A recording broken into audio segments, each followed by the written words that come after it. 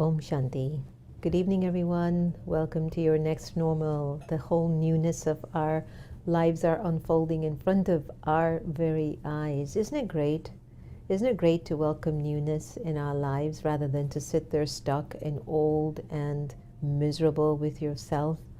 I think it's the best thing. I think the best thing you could ever do is to be very creative, is to be open to newness, is to let go of the old, to chart a new territories. Today's Women's International Day, and women from all around the world are sending women their good wishes, their blessings, their praise, their honoring of women, but also the men who are so strong within themselves that they are so comfortable with raising up a strong woman because he's a strong man. It's a really wonderful day to look into these things and percolate on how are you showing up in the world today? What are your thoughts? How do you see your future? Is love on your path? Or is attachment taking every bit of your goodness and your love and your fortune and your joy away? I was sharing with Hina, who's with us in the studio today, about some changes that we are going through, and this marks our second week of the crisis that has taken place. And I was sharing with her, I just knew that if I dealt with this situation with attachment, it would have been horrendous. I mean, not only would I be in a bad place, but I would bring everybody into my vortex as well. And when I got the news 2 weeks ago about what has to be done, and I just sat with it, and I could feel a little bit of like my chest went like, it's exactly how I went. I said, get up, Jen.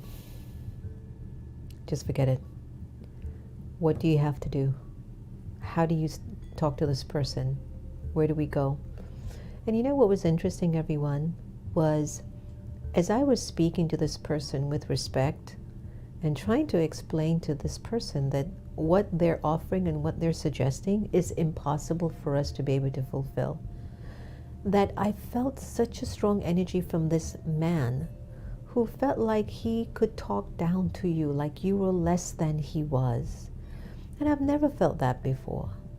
It was like you were nothing and he was the one who was in charge, and this is what he wants, and this is where he's going to go, and this is his final stuff.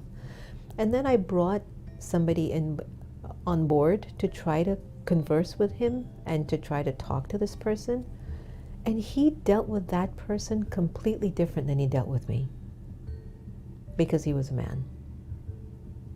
And I looked at the scene, and I don't know if it's because he was a man, or maybe I just touched too many buttons inside of him that he's just not ready to look at. But I sat there as an observer, and I watched how he related to that guy and in a completely different way than he was relating to me. He didn't care about the way that I've lived. He doesn't care the person that I am. He didn't care the good that I brought into his vortex. At the end of the day, the only thing he cared about was his being right, and this is what he wanted, and this is his money that he needs, and this and this and this. By the way, I don't owe him anything, FYI. It has nothing to do with me and money for him. But I observed the way he treated a woman.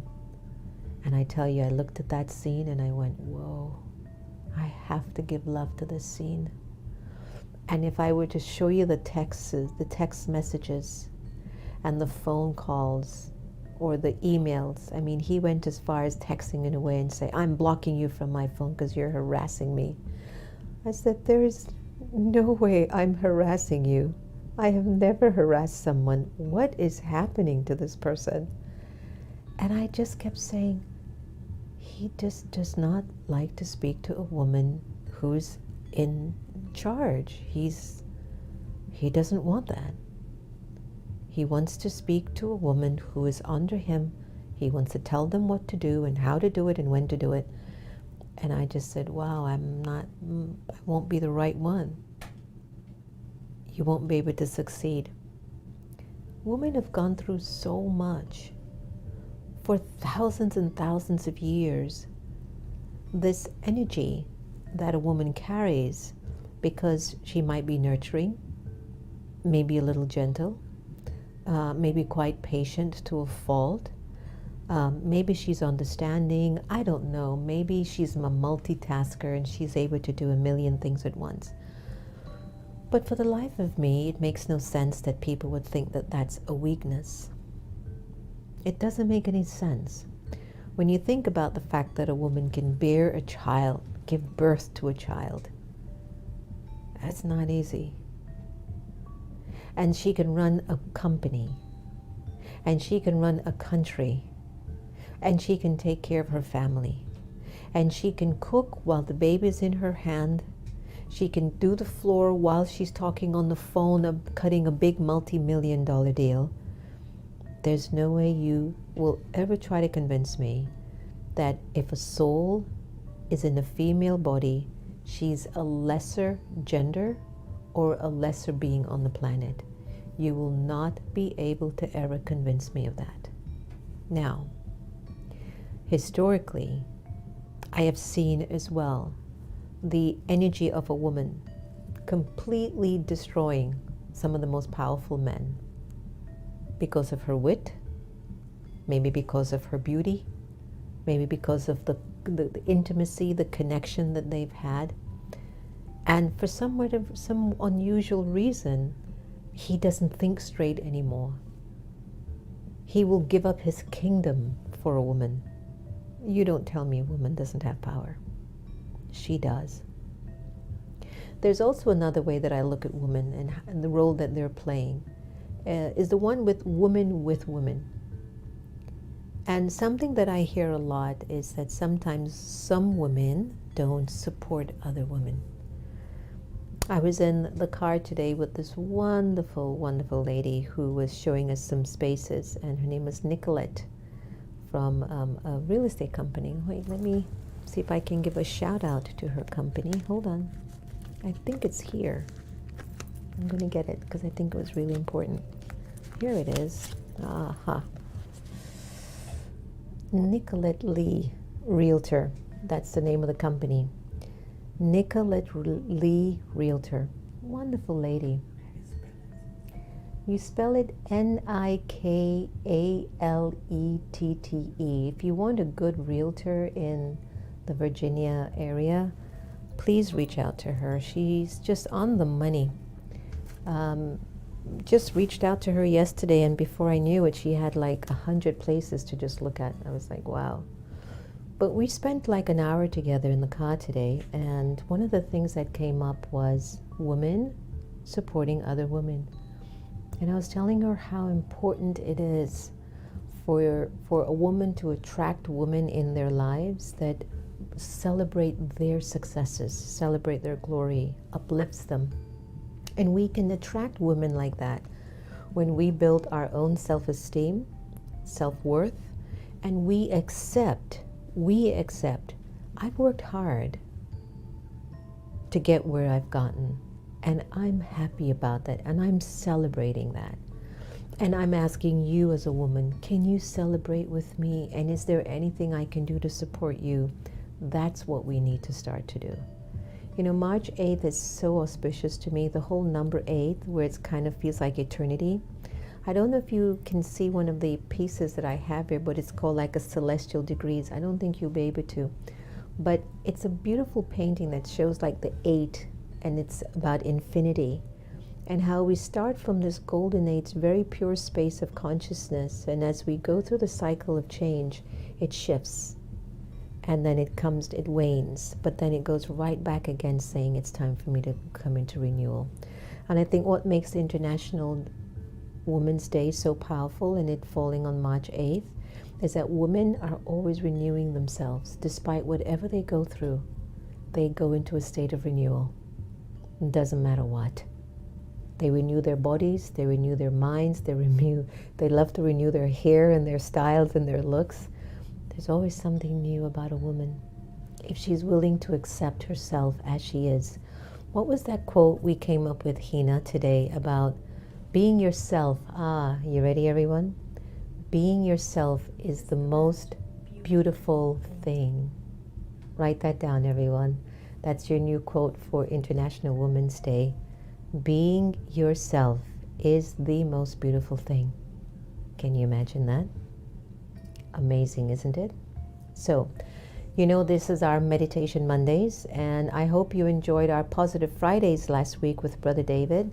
He was feeling a little bit uncomfortable about his Positive Friday because he always wants to do such a good job. So please, everybody, support him. He's really an awesome human being. And so this Positive Friday, he will also continue to up his game and do a lot more. We're going to have comedian Vijay Nathan on Wednesday. You're not going to want to miss that special with Vijay Nathan, a comedian that is near and dear to me and someone who has offered her talents and skills to lots of events that I have put together here in the nation's capital. So since this is Meditation Monday and Women's International Day, and our special segment for Meditation Monday invites you to have a moment of drishti. Drishti is the practice of seeing into the being, where the soul goes inside. You turn your attention inside behind your eyes, and you allow God's energy and light to come through you. And then through your eyes, you just share that love that you are experiencing from God to another. So let's have our special moment of drishti, and I'm featuring a special drishti by my mentor and love of my life, Daddy Janki. Daddy Janki's 1 year anniversary is coming up on March 27th in just a few more days. And last year, we lost her physical form, where she passed away in Mount Abu, India at the age of 104. So what you'll be receiving in terms of her drishti is the energy of 85 years of deep, deep yoga and tapasya and purity and sweetness through Daddy Janki's eyes. And so this will be our gift for our Meditation Monday and drishti today. And then after we're done with that, I just want us all to sit very quietly and peacefully and surround ourselves with beautiful, beautiful vibrations of love, and just allow that love to say to you, you've earned me. You've earned all the love that is flowing through me. And you just confirm that for yourself inside. Okay? All right, let's take a deep breath in. Out. Breathe in again.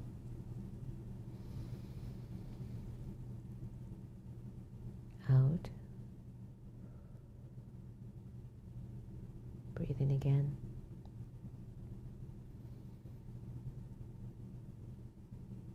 Out.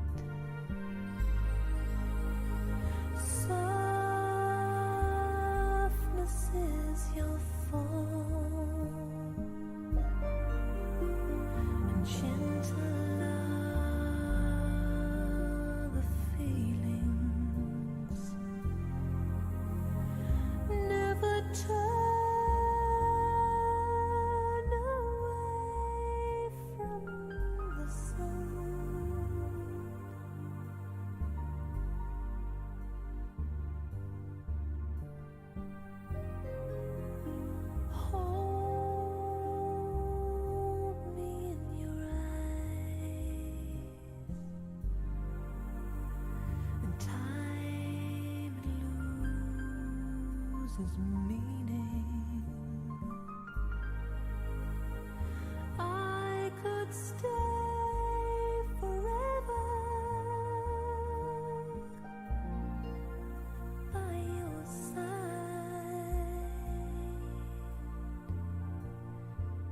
by your side.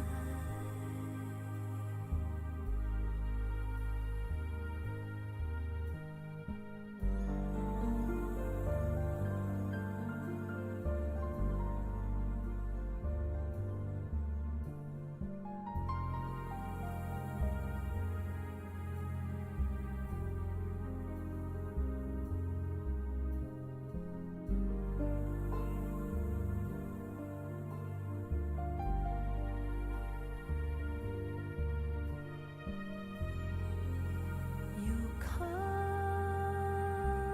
to me with love. You come to me with lightness, sailing through the storms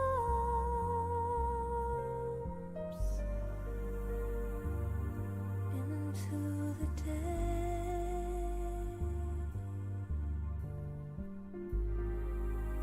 You come to me with love. I watch the ages crumble,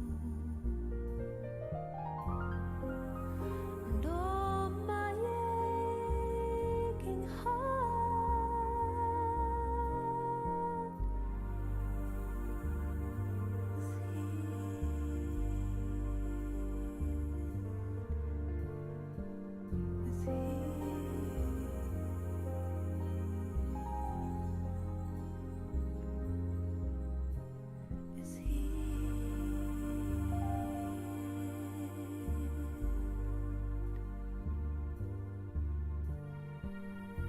is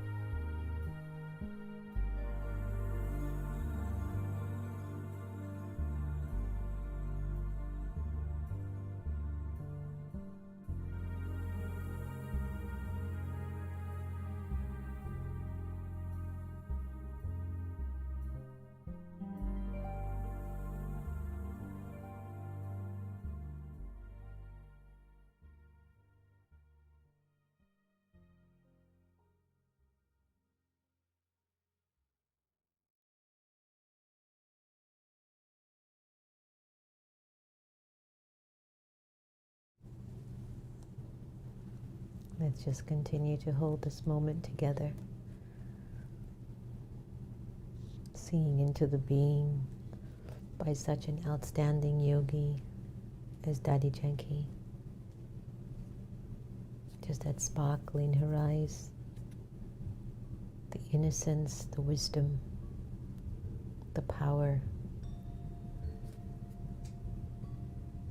The more you pause and you live from behind your eyes, the more you live from behind your eyes, and you tap into that real part of you, the essence, the part of you that knows what is true, that part of you that gently whispers the secrets to you, but you're too busy to hear it. Drishti is just coming from that place of love. And one of the beautiful gifts I've observed through the energies of women is their ability to love the way they love their children, their in-laws, their friends, their colleagues at work, their spouses.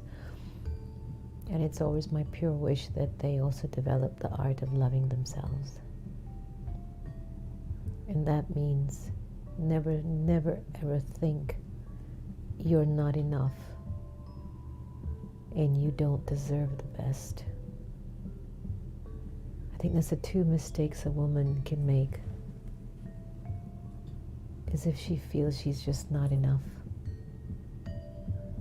and she doesn't deserve the best. But if she carries that energy in her and she feels that it's like an anointing from God, and God is saying, I work through the woman in a way that her energy, when she's tapped into me, destroys all limitations and negativities in the world. In Indian culture, we have the myth, the stories of the goddesses, which are known as the Shiv Shaktis. And they are 108 well-known goddesses, Shiv Shaktis. And each one has a particular speciality that they come into the world with. And whatever it is that you need, you go in front of that Shakti, and that vibration that she has as her gift and her blessing will bestow upon you what you need. Can you imagine? So for all the women out there, what is your Shakti? What is your special Shakti that is there to make everything work, make everything come together in such a powerful and profound way? What's your Shakti? So I found something from Daddy Janki's book, 365 Days of Wisdom, right? And it's the value of love. Only when you love yourself can you forgive yourself. Only when you love yourself can you truly forgive yourself. To contemplate on. Daddy says, love gives us the power to forgive. Love gives us the power to forgive. Just as it is easy to forgive a person we love, when we truly love ourselves, we will also be able to forgive ourselves. Only then will we find ourselves learning and progressing rather than holding on to past mistakes. And what you can do to apply to strengthen this energy of love: when I noticed myself making a mistake, I will remind myself that to progress in life, I have to be able to forgive myself. I need to learn from my mistakes so that I don't repeat them.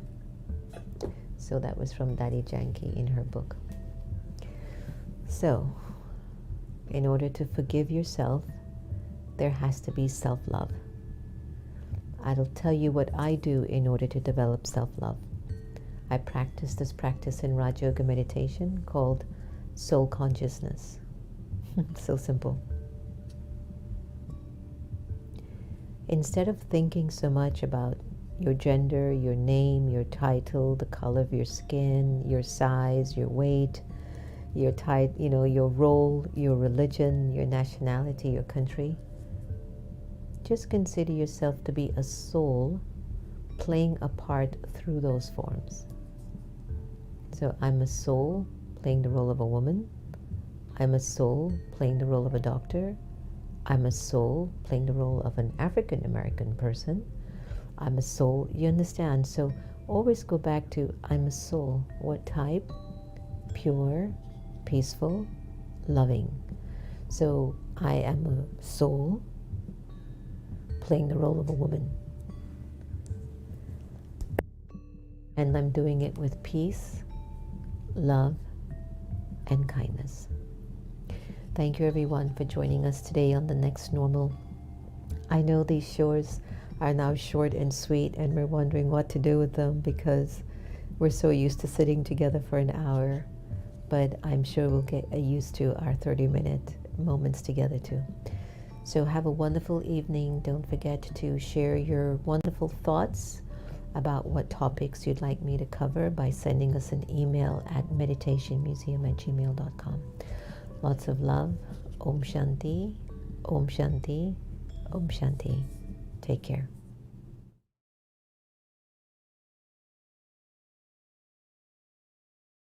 Start your day off with a smile. The Brahma Kumari's meditation museums are still closed due to the pandemic. And since the lockdown, we have enjoyed meeting you on YouTube and Facebook. The Next Normal with Sister Jenna has been our way of staying connected.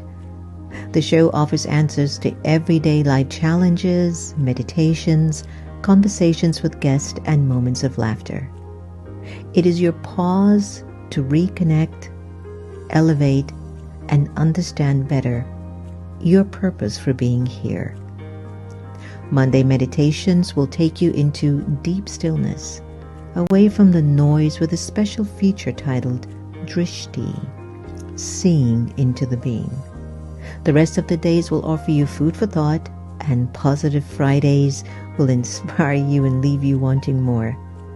Thank you all for the support that you have given us over the years, and we wish you and your loved ones health, wealth, and happiness.